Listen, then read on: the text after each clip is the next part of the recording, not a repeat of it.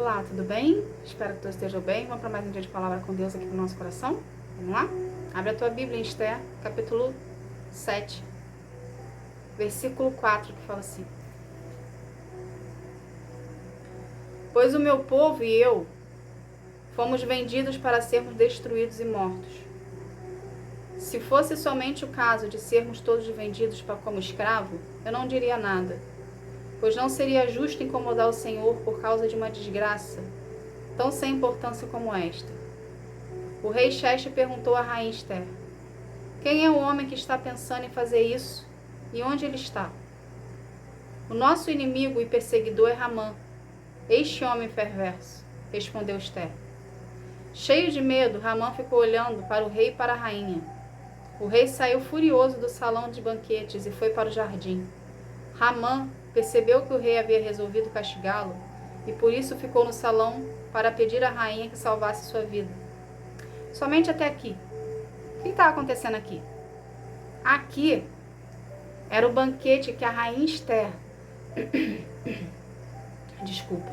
Era o banquete que a rainha Esther havia dado ao rei e a Ramã em prol da estratégia de Deus para pegar Ramã.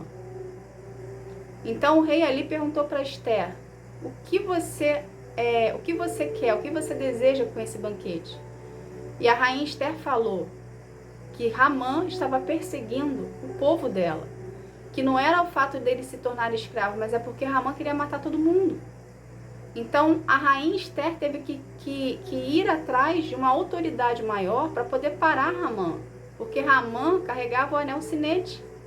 O que isso quer dizer? Ramã tinha autoridade sobre aquele povo, sobre aquelas pessoas. Então, o que ele falasse era decreto também, como era do rei.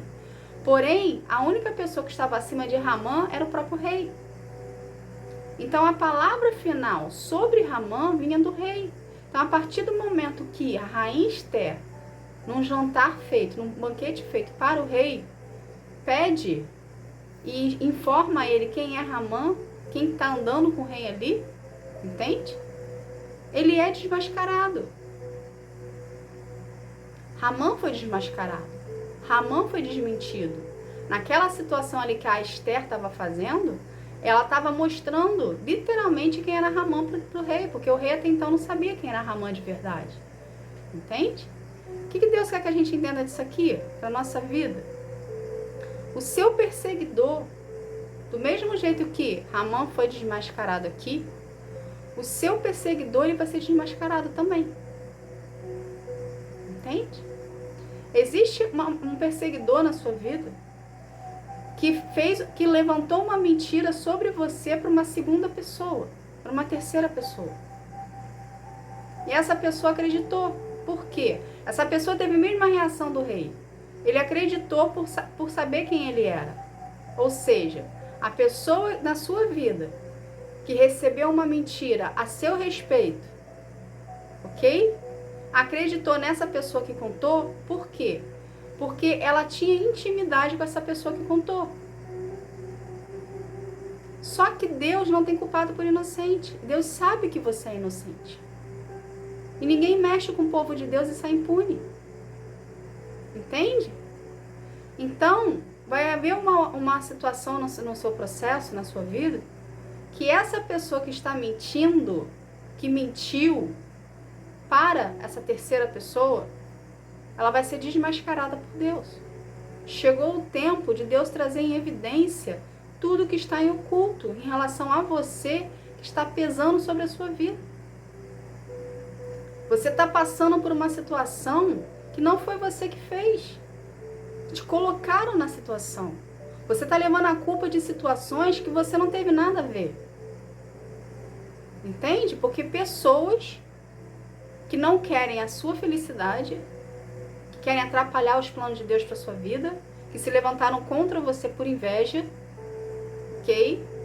Serão desmascaradas por Deus. A verdade virá à tona. Do mesmo jeito aqui na história que Ramã foi evidenciado mediante ao rei e a rainha de tudo que ele estava querendo fazer com o povo de Deus, será você na sua vida. Deus vai tirar a máscara do seu perseguidor. Entende? a mentira lançada sobre você vai ser desmentida, vai ser desmascarada. Entende? Então, quem está tentando te prejudicar de algum modo, essa pessoa, esse perseguidor, essa pessoa que está fazendo isso, ela vai ser anulada. E é do mesmo modo que Ramã foi pedir clemência para a rainha Esther, para não ser morto, para não sofrer as consequências das suas escolhas, dos seus atos, das suas mentiras, vai ser a pessoa com você. Ela vai vir até você, pedir clemência para ti, para interceder por ela a Deus. Só que você não vai fazer nada, porque Deus já se decidiu o que Ele vai fazer com ela. O que Deus vai fazer com ela, você não tem conhecimento. Nós não temos conhecimento.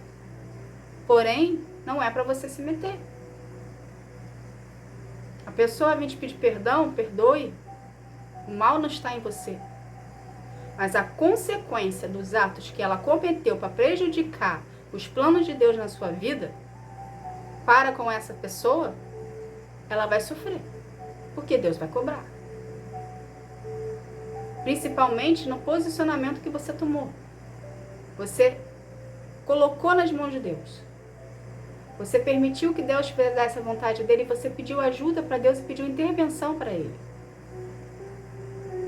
Então, do mesmo modo que você soube pedir a intervenção e entregar para o Senhor, deixar Ele fazer do jeito dele, nesse momento, quando vierem te pedir clemência, você libere o perdão, porém não queira colocar mais a mão, porque essa pessoa já está nas mãos do Senhor.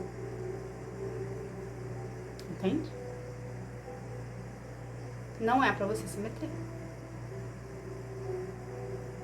Porque essa pessoa que, esse teu perseguidor, que atrapalhou os planos de Deus para sua vida, com a mesma intensidade que ela fez contra você para querer te matar e te afastar da onde você tinha que estar, de viver os planos de Deus para ti, na mesma intensidade será com ela. Então, tudo que ela fez para atrapalhar os planos de Deus para sua vida para com essa terceira pessoa, será a mesma intensidade que Deus vai usar para com ela. A diferença entre vocês é que com você, Deus anda. Então, você sofreu uma consequência, atrapalhou a sua vida, ok. Mas não doeu tanto como vai doer nessa pessoa. Por quê? Porque você tem Deus, a pessoa não. E é o próprio Deus que está fazendo justiça contra ela. Entende? Então, seu perseguidor vai ser paralisado, porque Deus não quer mais que atrapalhe o seu relacionamento, os planos de Deus para a tua vida, os propósitos dele. Essa pessoa já chegou longe demais, já era para ela ter parado há muito tempo, mas ela continuou achando que nada ia acontecer com ela por fato de ser quem ela é, do fato de achar que tem conhecimento. Entende? Só que Deus, ele vai dando linha-pipa. Tem uma hora que ele vai lá e corta a linha. De uma vez só. Sem explicação. E muitas das vezes Deus deixa a pessoa ir até onde ela acha que pode ir. Porque Deus também quer a vida dessa pessoa. Só que essa pessoa não quer Deus. Essa pessoa gosta do que ela faz. Essa pessoa gosta de atrapalhar. Essa pessoa gosta de ser perseguidora. Essa pessoa gosta da maldade. Entende? Então Deus vai cortar. E quem essa pessoa lançou a mentira, vai voltar para a sua vida. Por quê? Porque ela vai ver que o tempo todo ela estava sendo enganada por essa pessoa, por esse perseguidor. Então, vocês dois na história eram vítimas de uma pessoa que estava tratando tudo por inveja. Da situação que você está, da relação que vocês tinham. Entende? Então aqui, Deus está tirando o seu perseguidor de cena. Deus vai tratar com o seu perseguidor.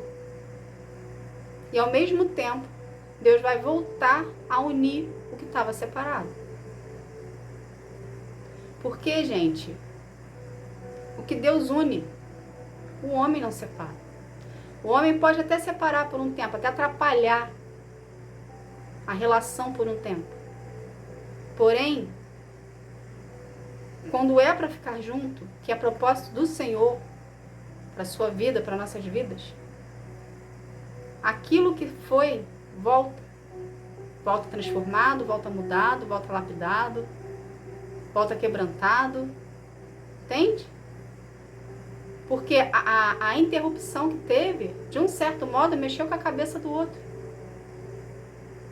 Então Deus vai lá, nesse momento, nesse tempo separado, Deus trata o seu coração, Deus trata o coração do outro, traz de volta, une de novo, melhor do que estava antes, e finalmente vai haver paz. Vai ficar algo estabilizado. Por quê?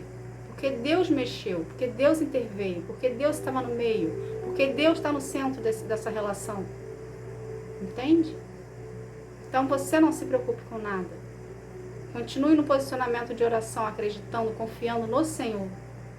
Porque tudo que tiver atrapalhando os propósitos de Deus na sua vida, para serem concluídos, para você viver os planos dele para ti, Deus vai tirar do meio do caminho. Então você não precisa se preocupar com terceiros. Precisa apenas se preocupar no seu relacionamento com Deus.